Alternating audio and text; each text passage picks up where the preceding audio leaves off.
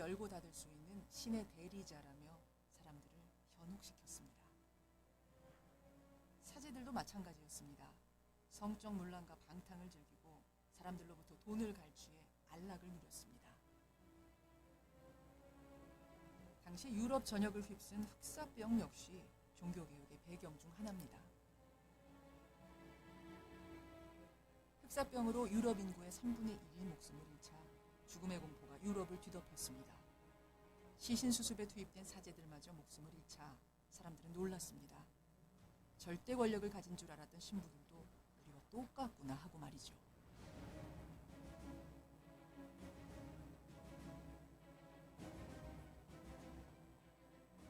빈자리를 급히 채우다 보니 돈을 주고 신부가 된 사람들도 늘어났습니다. 자격 미달인 사람들이 쉽게 사제가 되면서 권위는 더 떨어졌습니다.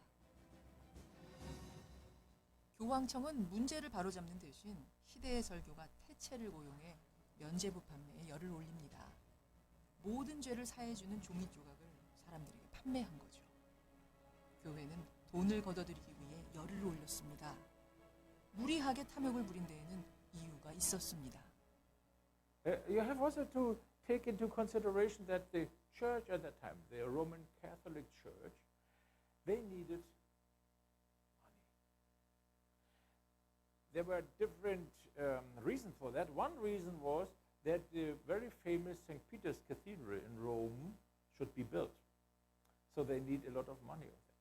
There was an archbishop here in Germany. He had a lot of debts at a bank house here in Germany, at the Fugger family, and he had to pay that back because he took that loan in order to pay to the Pope that he would be elected to become archbishop. And now the idea was using the fears of the people because of purgatory and the hell.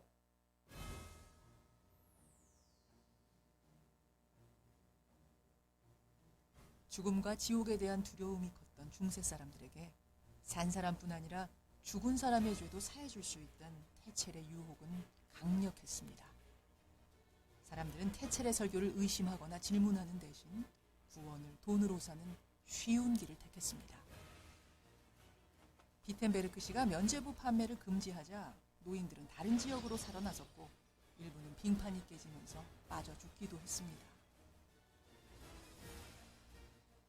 돈을 내면 구원을 받는다는 태첼의 설교는 이해하기 쉽고 또 달콤했습니다. 사람들의 두려움을 악용한 교황청의 공포 마케팅은 대성공을 거뒀습니다.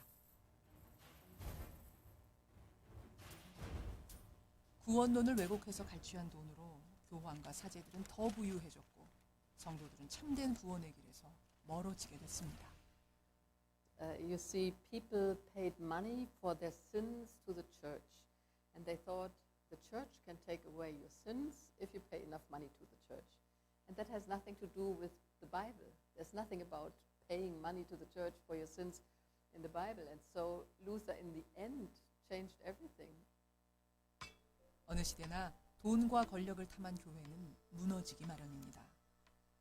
95개조 논제에는 교회를 제거신양 주물은 교황청과 사제들에 대한 분노가 담겨 있습니다.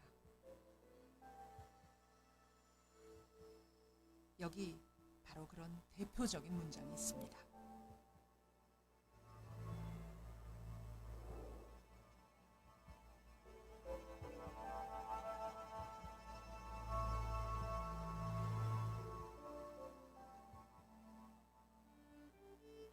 구원론을 왜곡해 사람들을 공포에 떨게 했던 교회. 그것은 하나님의 뜻을 거스르는 큰 죄였습니다. 교회와 사제들의 거짓말을 쉽게 믿었던 사람들에게도 잘못이 있습니다.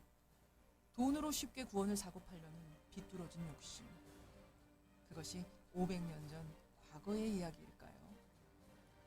구원론을 왜곡하고 사람들의 돈을 빼앗은 교회는 겉으로는 강해 보여도 몰락의 길에 들어서기 마련입니다.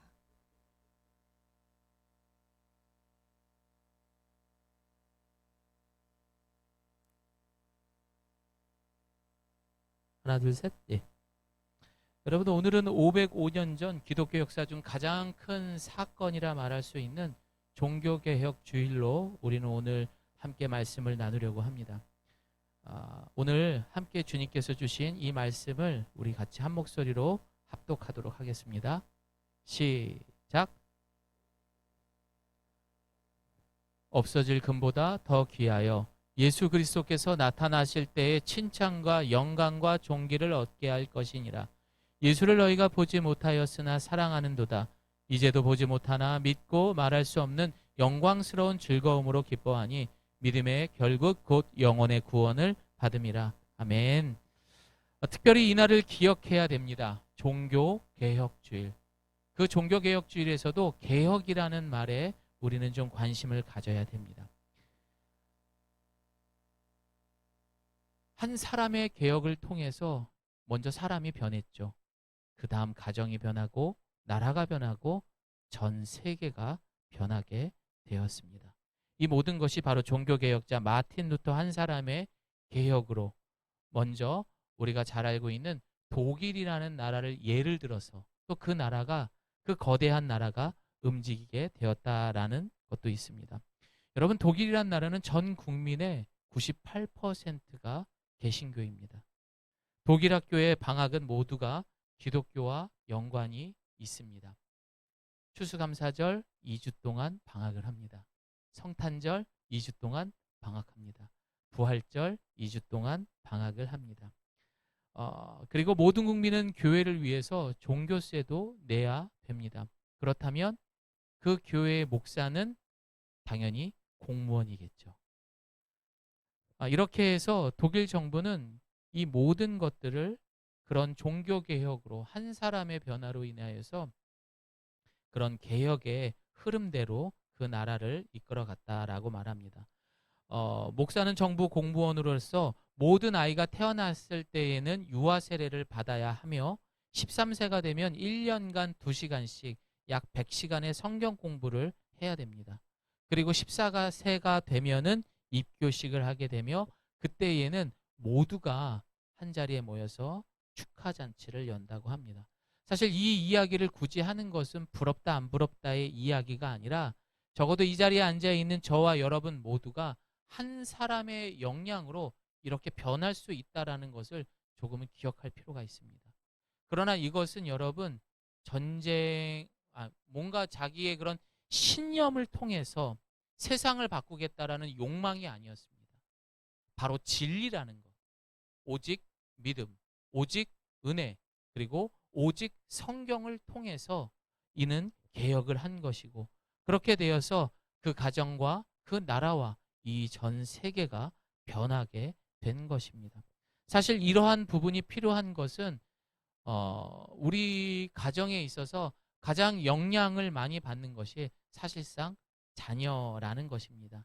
그런 자녀들이 여러분 영향을 받을 때 늘 불안해하고 늘 초조해하고 늘 예민한 그런 아빠의 엄마의 모습을 본다면 여러분 어떻겠습니까? 이건 왜 그럴까요?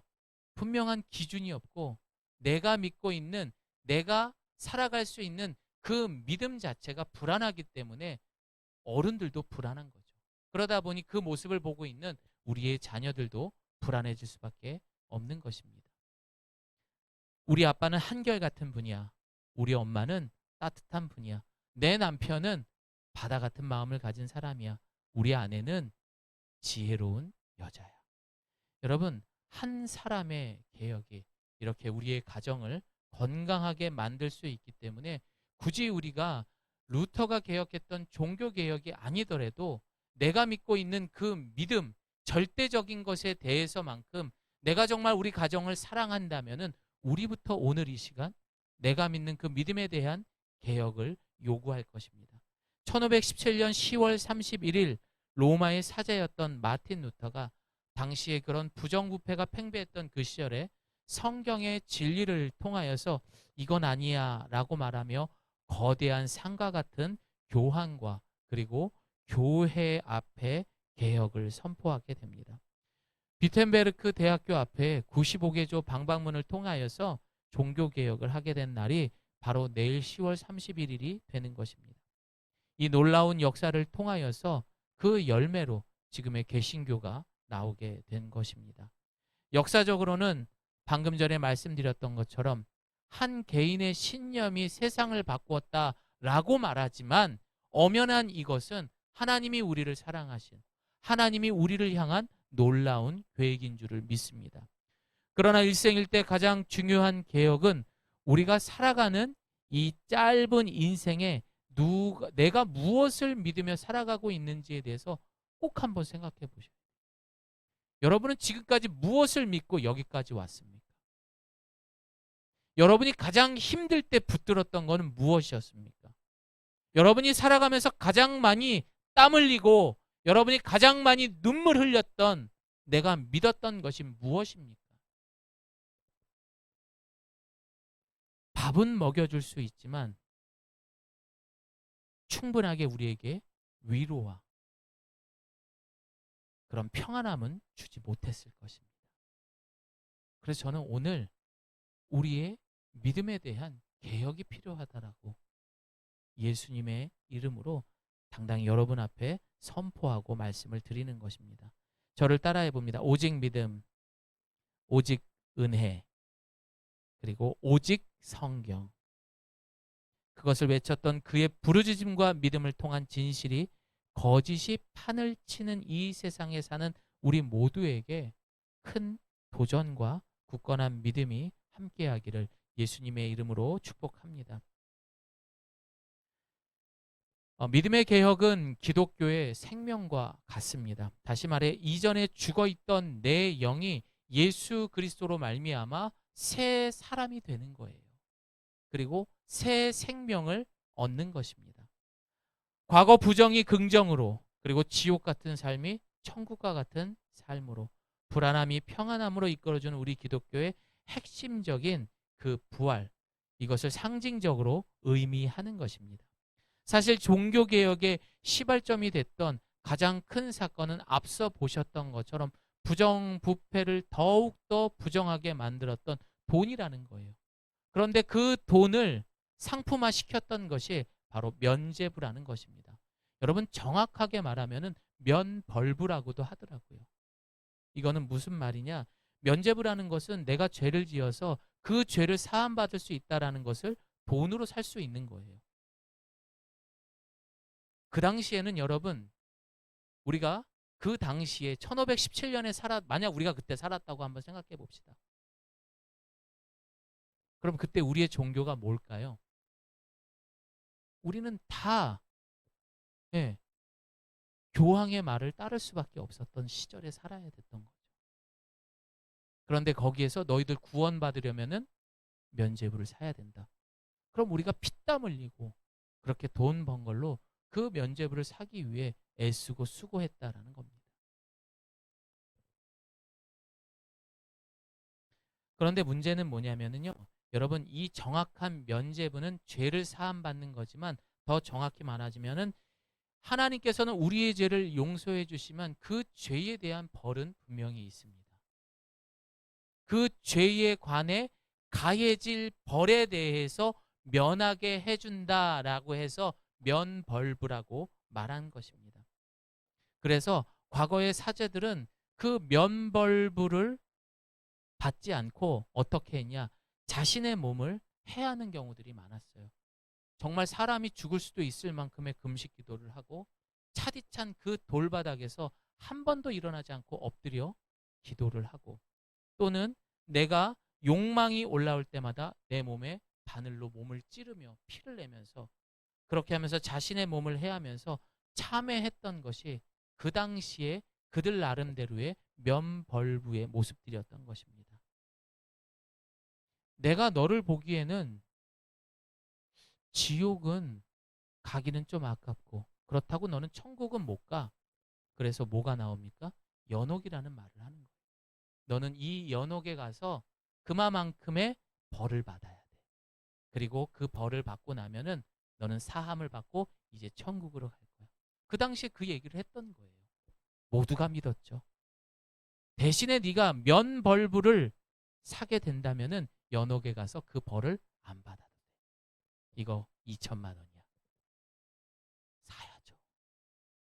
우리 부모님께 내가 효도 못했는데 사야죠. 어떻게 하든 벌어서 우리 부모님 드려야죠. 내 자식들에게 몇 장씩 사서 줘야죠. 왜냐하면 그 당시 했던 게 무엇입니까?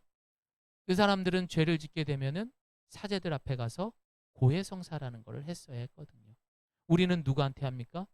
예수 그리스도 앞에 주님 제가 잘못했습니다. 예수의 이름으로 용서해 주세요라고 했지만 그 당시에는 고해성사를 통해서 아 그렇습니까?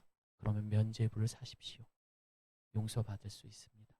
이게 그 당시의 배경이었던 것입니다. 결국 이런 말도 안 되는 내용이 나오게 된 진실의 왜곡을 루터라는 인물을 통해서 95개조 방방문을 통해서 그 산과 같은 교황과 교회 앞에 이건 뭐 완벽한 파장이었죠. 난리가 난 거죠. 그때에 루터가 가장 강조했던 게 무엇인 줄 아십니까? 그 당시에는 이 성경에 관련된 권위가 교황청에 다 있었어요. 다시 말해서 우리가 보고 있는 이 성경을 교황이 해석하는 대로 마음대로 해석할 수 있는 거죠.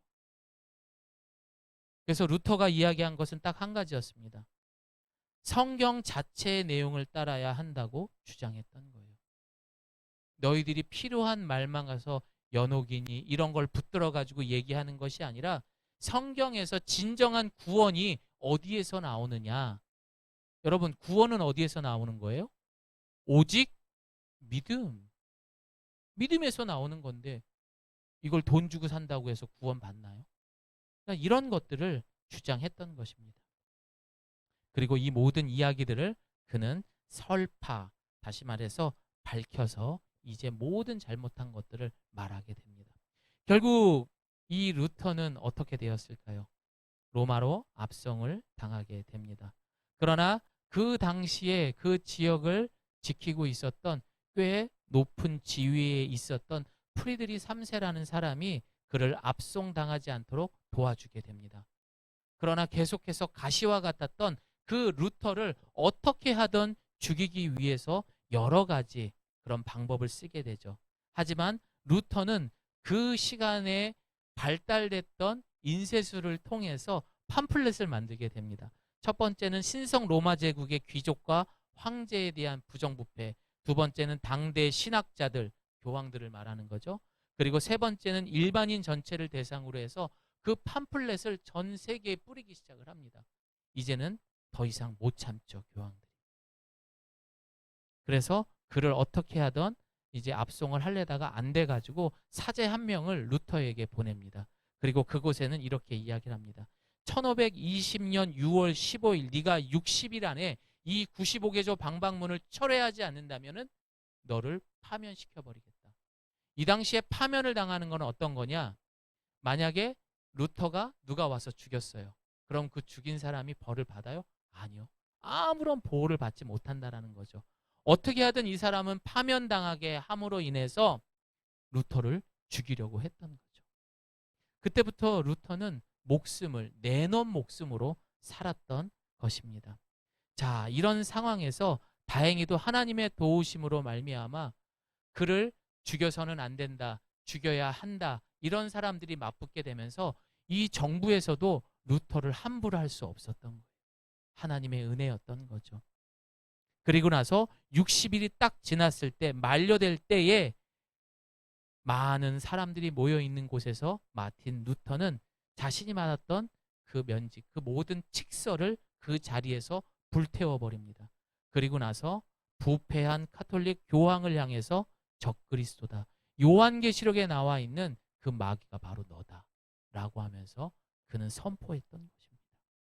이런 파문은 난리가 났고 결국에는 루터를 신성 로마 제국의 그런 이제 그 의회로부터 이제 진짜 불러야 된다. 왜냐하면 그 당시에 카를 5세라는 그 황제와 교황이랑 굉장히 친했었거든. 그러니 정치적으로 그런 모든 부분에서 저 사람은 우리에게 득이 될 게 없으니까 죽여야 된다라는 것이었습니다. 많은 사람들은 그 로마에 가지 마라 이렇게 이야기했지만 결국 어떻게 합니까? 루터는 1521년 4월 17일에 이 로마로 가게 됩니다. 그때 그는 시편 46편의 1절의 말씀 제가 읽어드리겠습니다. 하나님은 우리의 피난처시요 힘이시니 환난 중에 만날 큰 도움이시라. 이 영감을 받아서 하나님은 강한 성이라 이런 찬양을 지어서 많은 사람들에게 용기를 주었습니다. 그리고 그는 그곳으로 가면서 이렇게 찬양을 했습니다. 내 주는 강한 성이요 방패와 병기 되시니. 우리가 아까 불렀던 그 찬양을 힘차게 부르면서 그 신성 로마 제국으로 들어가게 됩니다. 그리고 그는 자신의 입장을 모두 말하게 됩니다. 그때 그 황제가 카를 5세가 루터에게 이렇게 얘기를 해요. 딱 두 가지 질문합니다. 이거 네가 쓴 거냐? 두 번째 질문, 이거 철회할 마음이 있느냐? 루터는 처음에는 좀 긍정적인 이야기로 했습니다. 막상 내가 이곳에 와서 많은 사람들 앞에 이것을 놓고 서 있으니 내 마음이 무척 떨리고 두렵다. 두 번째 질문에 대해서 답을 할 때는 오늘 답하지 않고 내일까지 시간을 달라고 그렇게 이야기를 하게 됩니다. 결국 어떻게 됐을까요? 루터는 그 다음 날에 결국 그 모든 사실을 성경을 통해서 내가 쓴 이 모든 내용은 절대 거짓이라 말할 수 없다. 나는 이것을 철회할 수 없습니다. 그렇게 당당하게 말하면서 그 앞에 카를 5세는 너 마틴 루터, 너를 이제 파면시켜버리겠다.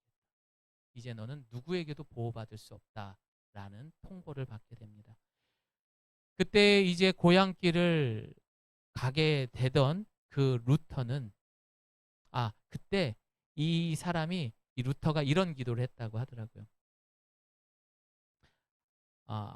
하나님이여 저를 도와주소서. 저는 다른 선택을 할 수가 없었습니다. 그렇게 기도를 했다고 하더라고요. 당당하게 얘기한 거죠. 그리고 고향길로 이렇게 가고 있었는데 그 길에 군인들에게 납치를 당하게 됩니다. 그런데 여러분, 또 하나님이 도우신 거예요. 루터를 돕고 있었던 프리드리 3세라는 사람, 사실은 그 사람은요 차기 교황이 되고 싶었던 욕망이 있었던 사람이에요. 그런데 이 루터를 이용하면은 뭔가 다른 것들을 힘을 얻을 수 있을 거라는 생각에서 계속 그를 지지했던 거죠. 결국 그를 납치했던 것도 이 프리드리 3세의 자작극이었던 거예요. 그리고 나서 루터를 비밀리에 보호하면서 산속에 있는 한 성의 감옥에서 그를 지켜주게 됩니다. 그리고 그는 했던 일이 그 감옥에서도 이 독일어로 성경을 해석하게 된 거예요. 그리고 나서 이 모든 것들을 이제 세상에 알리게 된 것입니다. 여러분, 이런 종교 개혁이 여기서 끝난 게 아니에요. 결국에는 이 이야기가 전 세계로 펴지면서 1530년 카를 5세 앞에 이 영향력에서 진짜 니들이 이렇게 못된 짓들을 하고 살았단 말이야 하면서 그 지역의 북쪽 지역과 남쪽 지역이 갈라지게 됩니다. 한쪽은 교황을 따르는 사람, 한쪽은 루터가 이야기한 새로운 개신교. 그리고 나서 둘의 전쟁도 일어나는 거예요. 엄청난 피를 보죠.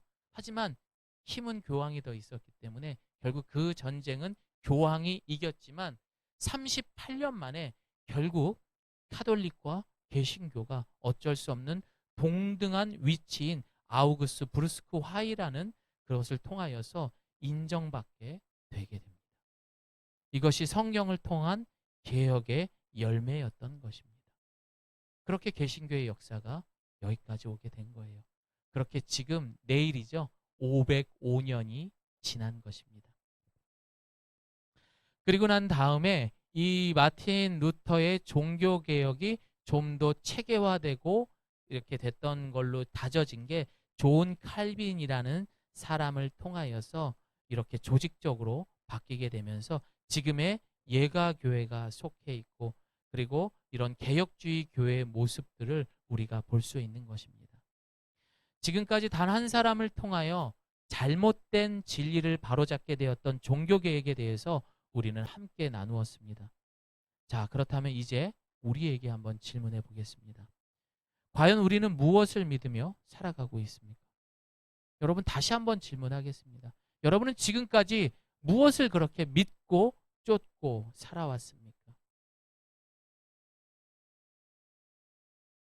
하나만 이야기하겠습니다. 여러분, 우리가 태어났을 때 엄마 아빠가 제사 지내면 우리는 종교가 뭐가 되는 거예요?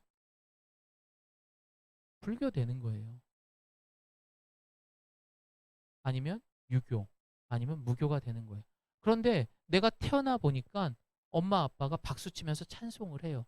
그럼 나는 뭐예요? 모태신앙을 가진 기독교 신자가 되는 거예요. 미국에 가면은요, 종교가 없는 사람들도 교회를 나간대요.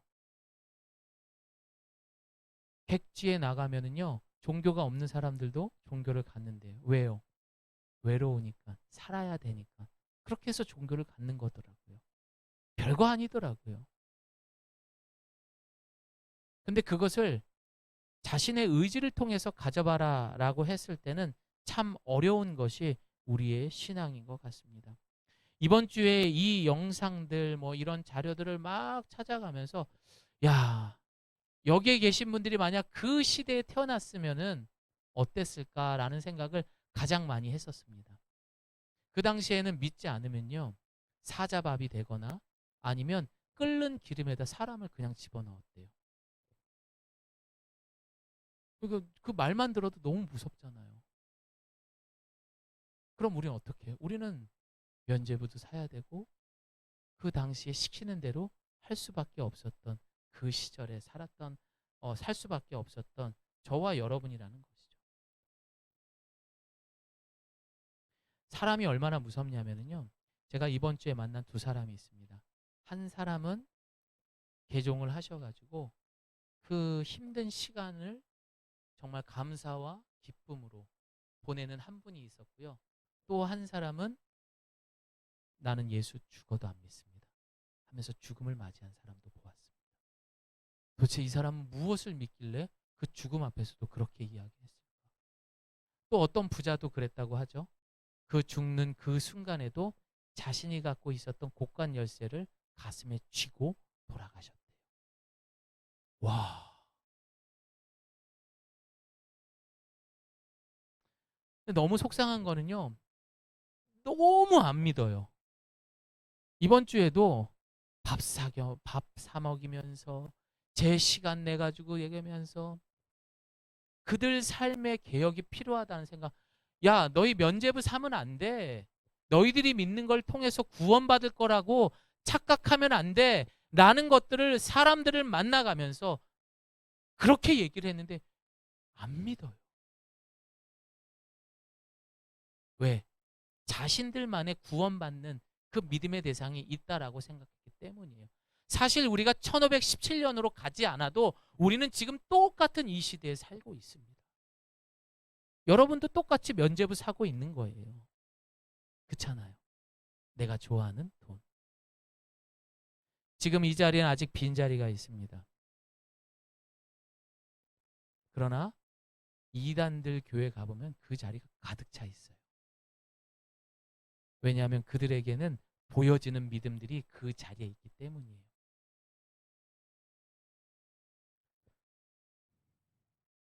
우리 같이 베드로후서 3장 3절에서 4절 말씀 함께 읽겠습니다. 무엇보다도 시작. 무엇보다도 여러분은 이것을 알아야 합니다. 마지막 때 조롱하는 사람들이 나타나 자기 정욕을 따라 행하고 조롱하며 말하기를 그가 재림하신다는 약속이 어디 있느냐. 조상들이 잠든 이래로 만물이 처음 창조될 때와 똑같이 이렇게 그렇게 있다라고 할 것입니다. 아멘. 주님은 분명히 때가 되시면 오신다고 우리에게 약속하셨습니다. 사실 우리에게는 내일도 중요하지 않습니다.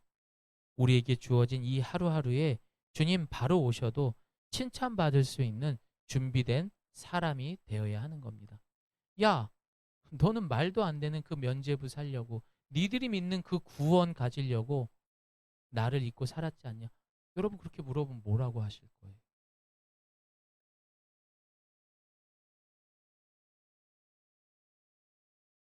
사랑하는 성도 여러분, 오늘 이 시간 우리 모두가 우리가 믿고 있는 그 믿음에 대한 분명한 개혁을 할 수 있는 저와 여러분 되시기를 바랍니다. 우리 베드로후서 3장 9절 말씀 함께 읽겠습니다. 시작. 약속하신 주께서는 어떤 사람들이 더디다고 생각하는 것처럼 더딘 분이 아닙니다. 오히려 여러분을 위해 아무도 멸망하지 않고 모두 회개에 이르기를 바라십니다. 그래서 그렇게 전했는데 왜 그렇게 안 믿을까요? 이분들은 왜 그렇게 안 믿죠? 사실 이 자리에도 그렇게 교회 오라고 해도 안 오신 분들도 많았었고, 또 지금도 그렇게 노력하고 또 노력해도 안 믿는 분들이 너무 많습니다. 왜 그럴까요? 그러나 이것은 그분들을 여러분 탓하지 마시고요. 우리 루터가 그랬던 것처럼 우리 자신의 개혁이 필요합니다. 무엇으로? 오직 믿음, 오직 은혜, 오직 성경으로 내 자신이 개혁된다면은 여러분 그 은혜만으로도 그 사람들은 변화될 줄을 믿습니다. 주님은 다시 오십니다. 그러나 더디 오시는 것이 아니라 그 짧은 시간 안에 우리가 한 사람이라도 한 영혼이라도 구원하기 위함입니다.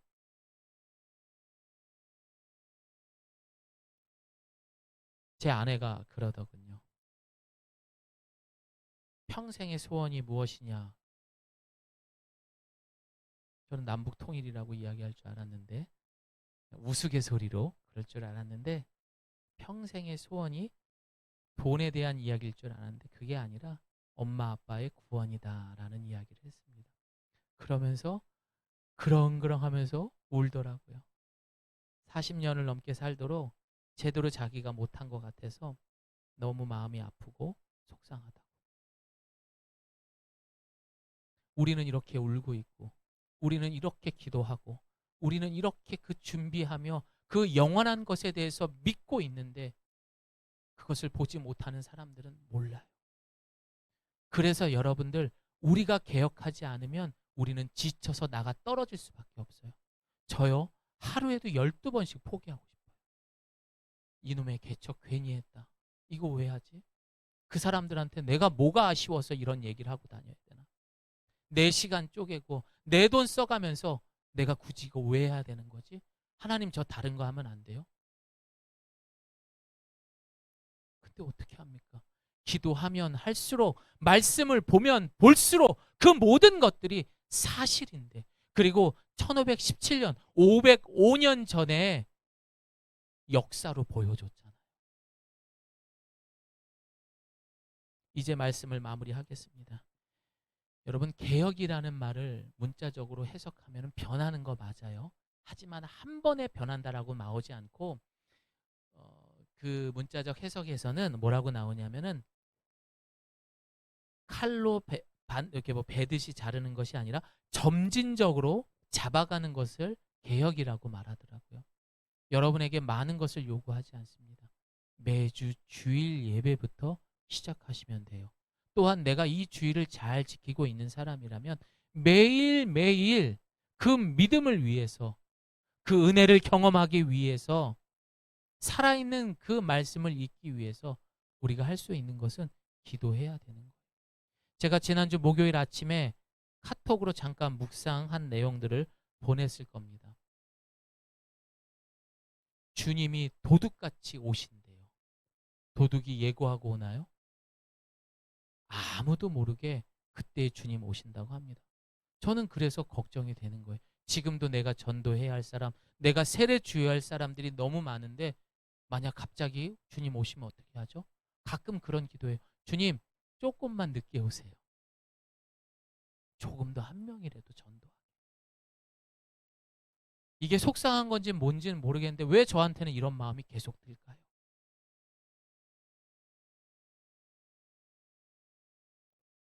근데 너무 힘이 듭니다. 나도 멋있고 큰 교회 떵떵거리는 목사가 되고, 아니면 돈을 잘 버는 직장인이 되고 싶은데 왜 나한테는 그 사실을 알게 하셔서 이 고생을 시키는지. 근데 여러분, 그 속에서 한 영혼이 죽게 돌아오잖아요. 그거는 경험해보지 못한 사람은 절대 모릅니다. 그렇게 기도했는데 그 사람이 이 자리에 앉아 있잖아요. 가슴에서 그 심장 뛰는 소리가 이 귓구멍으로 다 들린다니까. 쿵쿵쿵. 저도 이렇게 기쁜데 우리 하나님은 얼마나 기쁘시겠습니까? 여러분, 믿음에는 두 가지 종류가 있습니다. 따라합니다. 하나님 중심의 믿음. 자, 두 번째, 인간 중심의 믿음. 하나님의 중심의 믿음과 인간 중심의 믿음의 차이는요, 상당히 심플하다, 그리고 복잡하다, 이렇게 말할 수 있습니다. 하나님 중심의 믿음은요, 오직 믿음, 오직 은혜, 오직 성경을 통해서 성령님의 음성에 귀 기울여서 그것에 순종하면 됩니다. 하지만 인간 중심의 믿음은요, 너무 복잡하고 예민해질 수밖에 없어요. 개인의 생각, 경험, 이성, 감정, 이 모든 것들을 통틀어서 자신이 믿는 걸로 쫓아가는 거예요. 그러니 그 얼마나 피곤한 삶이 됩니까? 죄송한 이야기지만 그래서 몸이 많이 아픈 거예요. 그래서 우리는 예민할 수밖에 없는 거예요. 그래서 우리는 화가 많은 거예요. 그러니 운전하다 조금만 건드려도 버럭버럭 크락션을 울리고 소리 지르고 쳐다보지 마세요. 네. 그렇게 되는 거더라고요.